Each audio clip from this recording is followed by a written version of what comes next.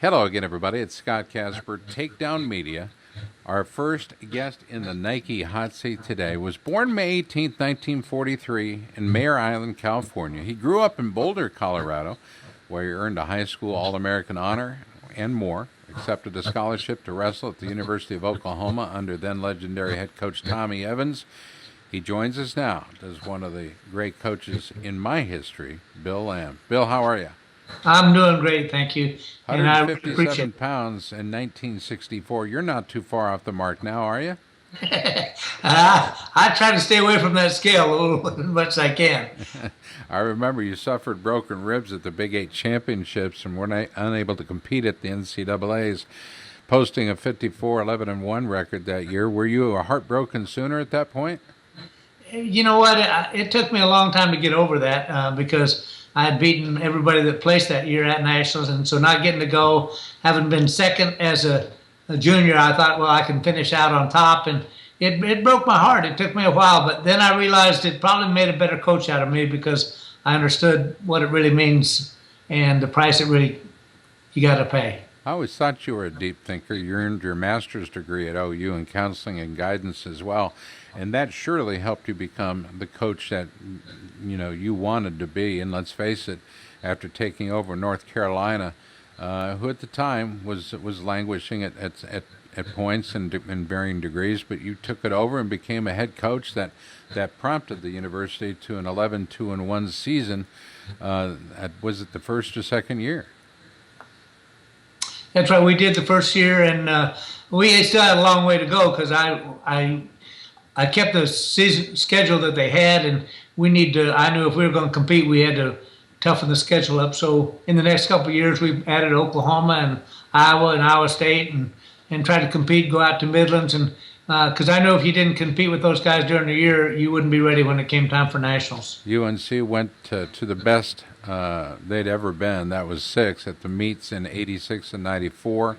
Seventh and eighth and '87 and '95. So there were years, Coach, under your coaching that the teams did well. You recruited well. They came in from across the country to become Tar Heels under your tutelage, and you had some great guys. You had C.D. Mock and Rob Cole and Jaworski, and I mean there's some Dave Cook, Al Palacio, Doug Weiland, Justin Hardy, a great heavyweight. And 20 Carolina wrestlers earned 36 All-America honors, Coach. That's something you got to be very proud of. Well, I am proud of that, but I'm even more proud of the type of young men they became.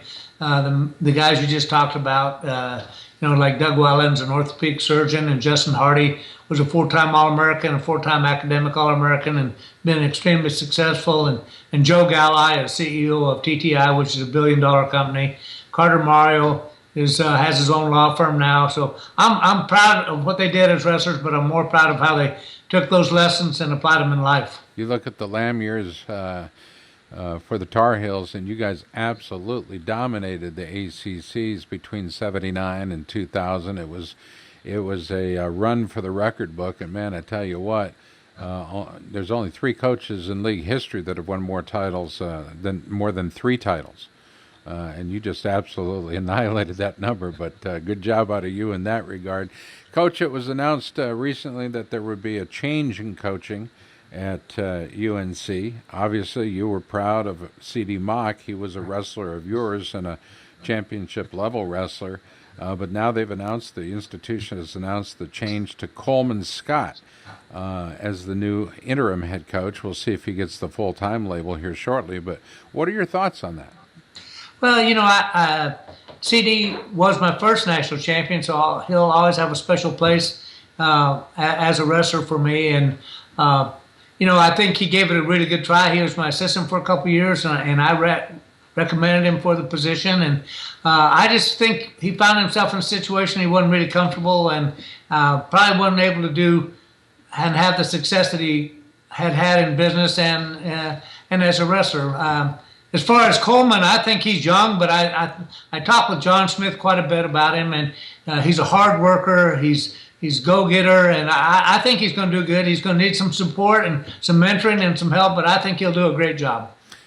Under your again coaching, the performance by your Tar Heels, and I think that raised all ships. So much so that the NCAA said, "Hey, you know what we ought to do? We ought to move the NCAA south." And for the first time, I think they did that. All 6 sessions, big time fan attendance, even for back then, 64,000 fans, 12,000 at the championship finals alone. It was the second time to North Carolina for the first time. That's a testament to hard work and dedication that you showed. But also, I think they looked at your record at the time. ACC Coach of the Year 9 times, National Coach of the Year by the NWCA, and Man of the Year by Amateur Wrestling News. I mean, and your storied finishes at the NCAA tournament. The South is again rising. We talk a little bit about the total number of high schools. When you took over, it was dwindling. High school wrestling in North Carolina was dwindling. Is it my estimation now that there's over 300 high school programs in and around the North Carolina area? That's correct. And, it's something I'm really proud of. And Bob Guzzo was at North Carolina State right then, and we had a great rivalry. And that's what I wanted, because when I was at Oklahoma, the rivalry was between Oklahoma State. So when I got here, we wanted to create that rivalry, and we did. And it got recognition and got publicity. And the High School Athletic Association, Charlie Adams was great, and he understood how important it was, and he took suggestions and added them. And it was so great to see that grow to over 300 programs and go to a state championship now and see the type of people that compete. UNC has had a tremendous impact, and perhaps part of our interview today is recognizing the change, if you will, at UNC under your direction. Not just hosting the NCAA championships, but realize that in 1994, Carolina was the only school in the country to qualify a wrestler in every one of the 10 weight classes for the 94 tournament. That's difficult to do. I think we know that. But you were also able to amass, finishing 6th, you were able to amass a 107-point team total, which is stellar under anybody's count. You won 5 of the 10 weight classes, outdistancing the field by a staggering 58 points and winning outright the ACC title that year. Talk to us a bit about the changing culture, because you had to have made a huge change and give those boys some big heart.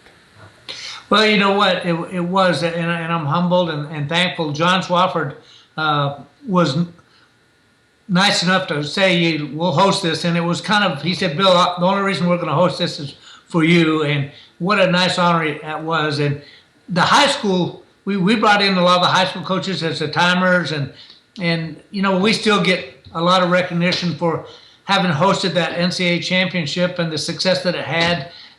For that day, it set the record for the largest attendance. Of course, Iowa beat it the next year, but to have that sort of attendance, Scott, let me just tell you, my first match, I'll never forget it. We had some kids from Oklahoma, and I tried to tell them, now, I know you're going to be a little bit disappointed in the crowd to start, but if you go to nationals, you'll have the same people. We went out there, that first match, we had 5 people. I mean, there was the janitor, there was my wife and a couple of parents, and I thought, oh my goodness, I've made a horrible decision. And had I told those 5 people, look, down the road, we're going to host nationals, we're going to set an attendance record, we're going to have a national champion, and we're going to be in the top 10, they'd have thought I was crazy, but that's what they did, and I'm really proud of them. 5 people, Coach. And do you still get Christmas cards from them, or? I'll never forget it. I went out in that gym, and I had talked to the guys in a locker room, because some of them were from Oklahoma, and at Norman, Oklahoma, I'd have 2,000 people at our high school match when we wrestled Midwest City, and I knew we weren't going to have that, so I was trying to make them be okay. When I walked out, I needed somebody to talk to me. Coach, I want to switch gears here for a moment, but I do want to let folks know that as hard as you worked to win, amassing a total record, I think, of 367, 126, and 4, if my numbers are right, which is about a .741 winning percentage. Admirable in this day and age of wrestling, but did it the right way. And when talking about you to any one of your fellow coaches back then, past, present, or future. People know the name Bill Lam, and one word they always attach to the end of it is respect. You've always been able to garner respect. It's earned. And, when people think of you, they think of respect. And I think that's pretty cool. So, as a matter of fact, people respected you enough to install you on the Board of Governors for our National Wrestling Hall of Fame and Museum in Stillwater. And I think that's perhaps one of the greatest honors is to be able to help direct where we are currently and how we salute our past by looking ahead to the future. The Hall of Fame's in good hands, isn't it? Well, I think so, and I think Terry Shackley and Leroy, they're working hard. They got a good board of governors. They're trying to increase it, and they're trying to make sure that we take care of this sport. They're doing a great job. I'm just humbled to have been a part of it, and I'm thankful to be a part. The kind of things that you said about respect. I mean, you don't know it, but that's what's really important to me. I tried to do things the best way I could. I made mistakes. I did some things wrong, but I always cared about the kids, and I cared about the type of program that we had. So it makes me feel good for you to share that with me. Well, and let it be known that you've never once bought me a drink or dinner, so in no way, shape, or form have I been coerced or bribed into saying anything that I've shared with our listeners and viewers today. Your wife, Marilyn, obviously coaching is a very difficult place for a marriage. It either thrives or it doesn't. You were married once, then not married for a period of about 9 years, and then you found Marilyn, and Marilyn is a very successful businesswoman in her own right. That's correct. Actually, more successful than I am as a coach, probably. But what's been fun about this, Scott, is when I retired from coaching, her mom was ill, had cancer, so we moved up to Michigan, and when we went up there to Michigan, she worked for Paychex, which is a multi-billion-dollar company, and there's 10 zones. She was a zone manager, and they were last in the whole United States. In a year and a half, they went from last to number one in the United States. So she's a hard worker. She gets results, and we understand each other when it comes to those aspects. And she actually helped me open up my own business because she let me speak to some of her managers, and they grew from that. And so it's been a great situation. We're talking with Coach Bill Lam. He's in the Nike hot seat today, and perhaps Bill is what we call the cream of the crop because he understands that wrestling is a process, and if we keep our eyes wide open, we listen, we learn, perhaps we too can join him in being the cream of the crop. One of the things that he looks for, and it's a question we must all answer, are we, as people, performing at our highest level? Bill, you address that in Wrestling with Life, don't you? Yes, I do. I think it's so important. You can't win on talent alone. And are you really using the talent you have? I mean, everybody's a 10 at something. So when you can find where your skill or talent is, if you're doing the job you're supposed to, you're going to be successful. And, I'm thankful. I just listened to you say the Nike hot seat once again, and it's not a hot seat for me because Nike has been great to North Carolina. I mean, you look at Mia Hamm and you look at Michael Jordan. I said they've been pretty good representatives there for Nike. So I feel fine being in this Nike hot seat. Thank you, Coach. I know that it's a name for, it's publicity for one of our great sponsors, but in fact it is the hot seat, and we try not to ask questions that are uncomfortable, but I want to go back to some of your teaching, some of the things that you share with people you speak to as a performance speaker and trying to inspire people to perform at a higher level. You've identified, of course, certain principles of success that allow the pursuit of excellence to be achieved. It's not easy. Sometimes people forget that in order to achieve something worthwhile and valuable, they must first set it down in a form, write it down, structure it. What does it look like?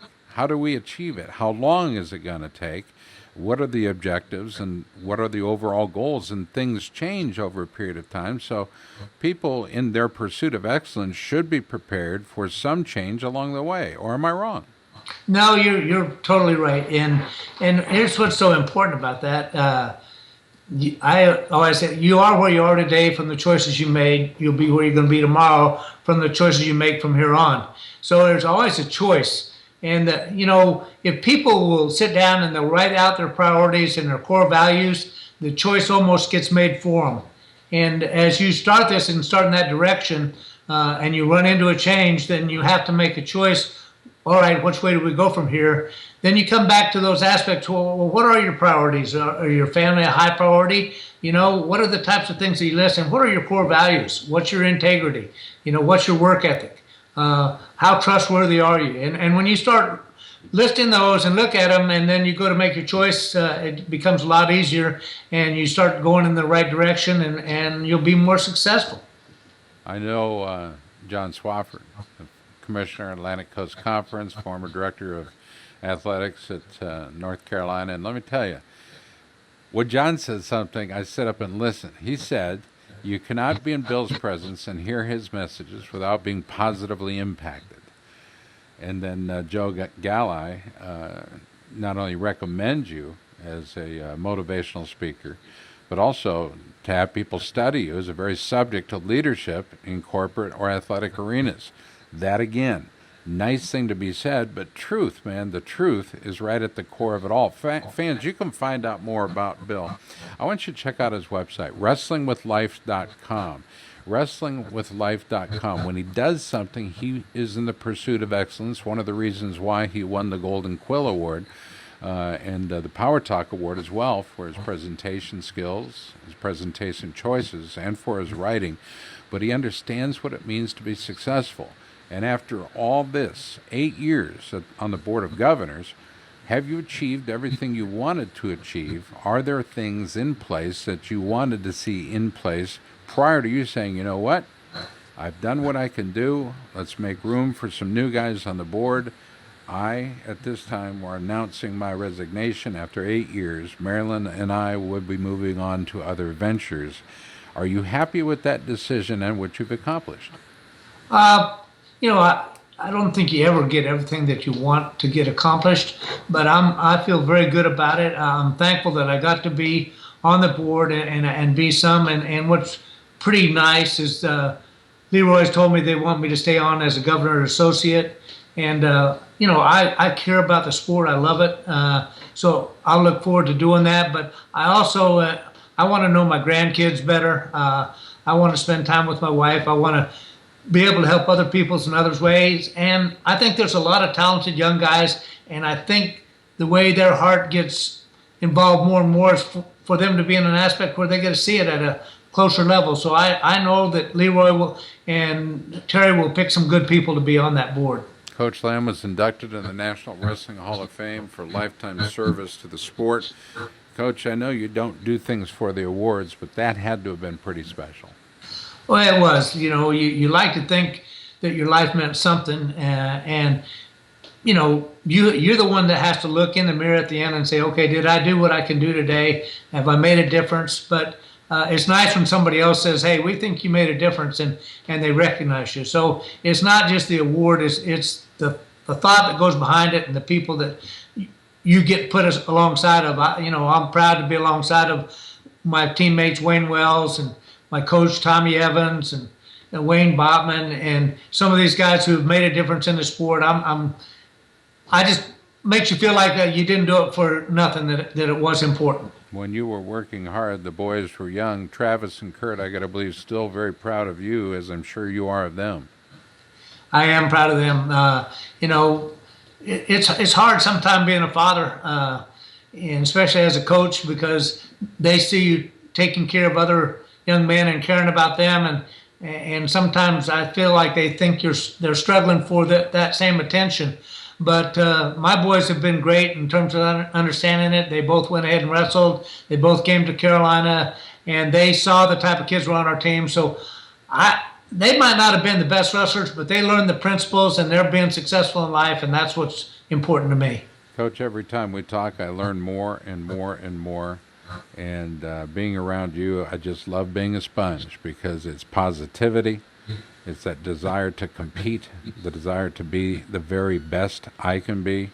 And I can't tell you how much I've appreciated the impact you've made on my life and on the lives of so many young men that have gone on to do great things, and those that don't even know what it is they're destined to do. But your continued impact and impression on the sport is absolutely appreciated. Thank you for your years of service to the Board of Governors, to the sport, and to your leadership. Again, wrestling fans, you can find them online, and we encourage you to do so. WrestlingWithLife.com, his book, available online at Amazon.com.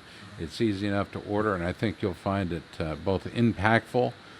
He shares his legacy and history with you, but more importantly, he shares his view on the future and how to be the best you can absolutely be. Bill Lam has been our guest today in the Nike Hot Seat, a man that stands for values and teaches principles in a way that we can all understand.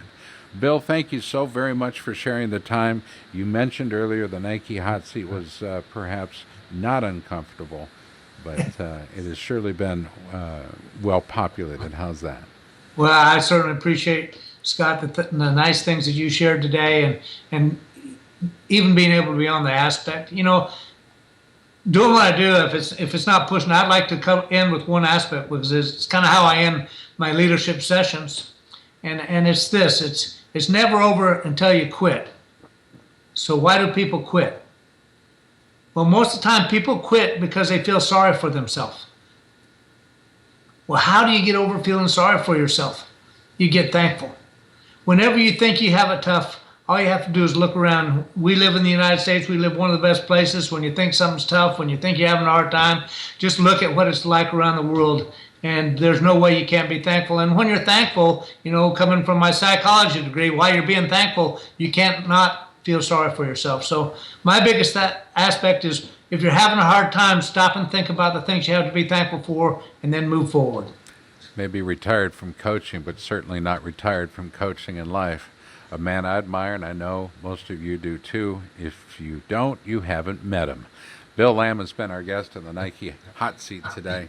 Bill, I love you. I appreciate the time, and we'll be talking soon. Thanks so much, Scott, and best of luck to you. Thanks for all you do for our sport.